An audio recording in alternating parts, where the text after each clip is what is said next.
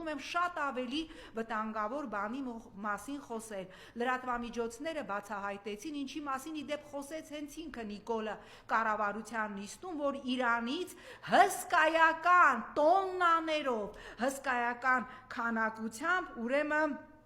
սերուցք, այդ տարատեսակ տրանս յուղեր են ներկրվում, վտանգավոր, որոնք հետո հայտնի չէ, թե որ կաթնամթերք արտադրող ընկերություններն են օգտագործում իրենց կաթնային արտադրության մեջ պանիր, թթվասեր, մածունդ կաթ, դրանք կանցերոգեն են, ինչպես պարզել են տարբեր լրատվամիջոցներ։ Եվ ես հիմա պահանջում եմ, որ բացահայտվի, թե Իրանից մշտապես ներկրվող այդ սերուցքը, որի որակի վերաբերյալ լրատվամիջոցում լրջագույն բացահայտումներ եղան, որ կաթնամթերք արտադրող ընկերություններն են սպառում,